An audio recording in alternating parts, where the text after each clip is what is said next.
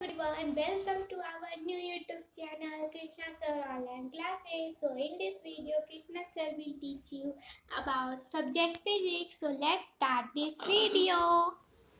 हाइगन के तरंग सिद्धांत को प्रस्तुत किया था और कहा था कि हाइगन के सिद्धांत पर परावर्तन के नियम और अपवर्तन के नियम को सत्यापित करेंगे। दूसरा वीडियो में प्रकाश के परावर्तन के नियम को सत्यापित कर चुके हैं। जो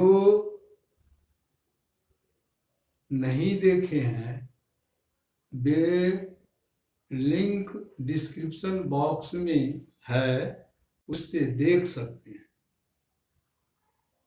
अब आज मैं प्रकाश के अपवर्तन के नियम को स्पष्ट या समझाने जा रहा हूं तथा हाइगन के सिद्धांत के आधार पर सत्यापित करेंगे। प्रकाश के अपवर्तन के दो नियम हैं, आपतित किरण, अपवर्तित किरण और अभिलंब रेखा। तीनों एक तल के एक बिंदु पर होता है। दूसरा नियम, आपतन का कोण के ज्या अपवर्तन कोण के ज्या का अनुपात किसी दो खास माध्यमों के लिए नियत होता है, जिसको पहले माध्यम के अपेक्षा दूसरे माध्यम का अपवर्तनांक भी कहा जाता है। इसके अलावे प्रकाश का वेग पहला माध्यम में प्रकाश के वेग का दूसरे माध्यम में प्राप्त करके अनुपात निकालने से प्राप्त भागफल भी नियत होता है, जिसको अपवर्तनांक कहा जाता है। इसके अलावे पहला माध्यम में प्रकाश तरंग का तरंग दैर्ध्य और दूसरा माध्यम में प्रकाश तरंग के तरंग दैर्ध्य के अनुपात भी नियत होता है, जिसको भी अपवर्तनांक कहा जाता है। हाइगन के सिद्धांत के अनुसार तरंग के खींचे गए स्पर्श रेखा को तरंगाग्र कहा जाता है। अनंत से आने वाले किरणें के तरंगाग्र एक दूसरे के समान समय में समानांतर होते हैं, क्योंकि उनके बीच का दूरी बराबर होता है। तरंगाग्र के लंबवत प्रकाश के किरण होता है। ये दोनों तथ्य के आधार पर प्रकाश के अपवर्तन के नियम को समझाया जाता है और प्रमाणित किया जाता है। माना कि आने वाला तरंगाग्र अनंत दूरी से पहला तरंगाग्र बाई है, उसके बाद दूसरा तरंगाग्र ए डैश, एस टी अपवर्तक सतह है। एस टी अपवर्तक सतह हुआ। किरण पी ए है, जो तरंगाग्र बाई जेड और तरंगाग्र बाई जेड पर लंबवत जेड बी डैश भी है। पी ए डैश पर लंब है तरंगाग्र पर, ए डैश तरंगाग्र पर पी ए किरण लंबवत है। ए डैश पर तरंगाग्र जेड ए डैश भी लंबवत है। प्रकाश का वेग पहला माध्यम में c और दूसरा माध्यम में c डैश है। जब प्रकाश के तरंगाग्र A बिंदु पर है तो उस समय जेड ए डैश पर तरंगाग्र की दूसरी बिंदु है और ए डैश तरंगाग्र। जब ए डैश तरंगाग्र से किरण ए डैश से बी डैश पर पहुंचती है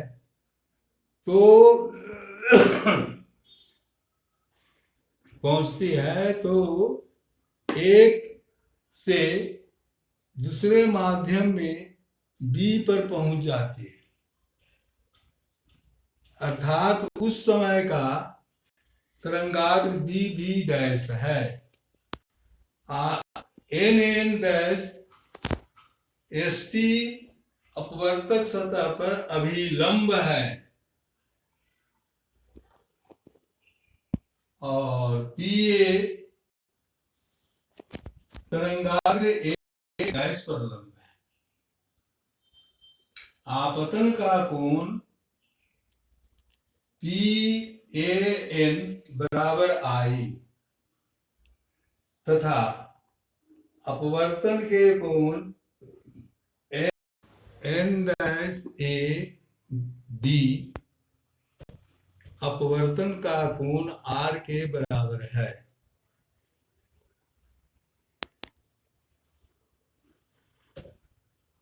ए डैश से डी डैश तक प्रकाश के किरण को आने में समय t लगता है। उतना ही समय में प्रकाश दूसरे माध्यम में ए से बी पर पहुंच जाती है। ए डैश बी डैश की दूरी ct के बराबर है क्योंकि वेग गुणे समय बराबर दूरी। ए बी की दूरी बराबर c डैश t। अब हम देखें कि कोण I जोड़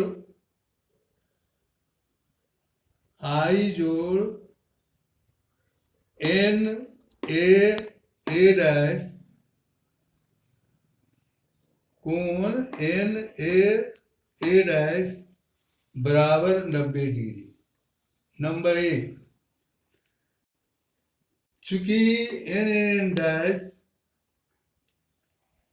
ST पर लंब है इसीलिए कोण N A डैश जोड़ कोण A dash A B dash बराबर भी 90 डिग्री। नंबर 2, इन दोनों समीकरणों से कोण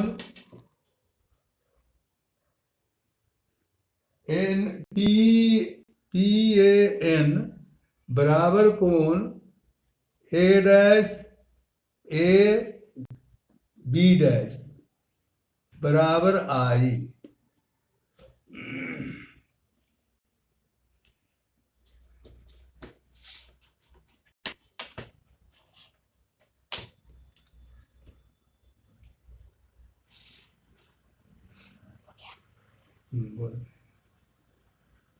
फिर कोण N डैश A P जोड़ कोण B A B डैश बराबर 90 डिग्री या R जोड़ कोण B डैश या आर जोड़ कोण बी ए बी डैश बराबर 90 डिग्री। नंबर 3, चूंकि ए बी बी डैश पर लंब है, इसीलिए कोण बी ए बी डैश जोड़ कोण ए बी डैश बी बराबर 90 डिग्री। चौथा, 3 और 4 से स्पष्ट होता है कि कोण एन डैश ए बी बराबर कोण ए बी डैश बी बराबर आर। अब त्रिभुज ए डैश बी डैश ए में साइन आई बराबर ए डैश बी डैश बटे ए बी डैश, अर्थात सी टी बटे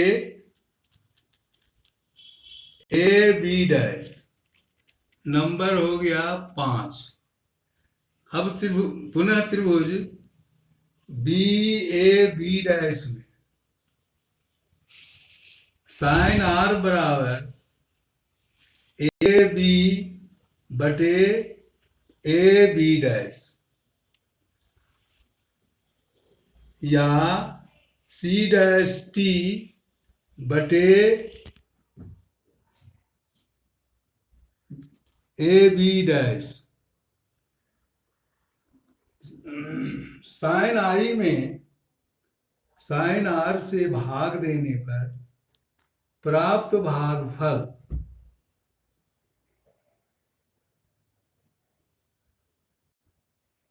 सी टी बटे सी डैश टी,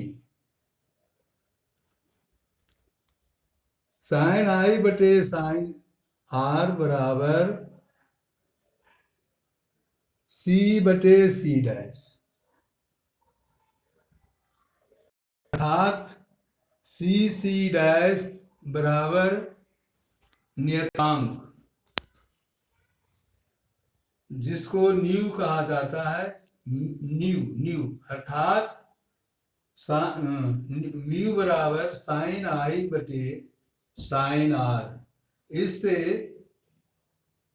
अपवर्तन के नियम का सत्यापन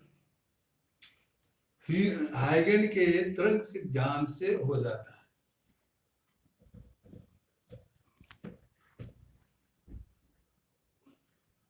If you like this video, then like this video and subscribe to our channel. Now we will meet in the next video very soon.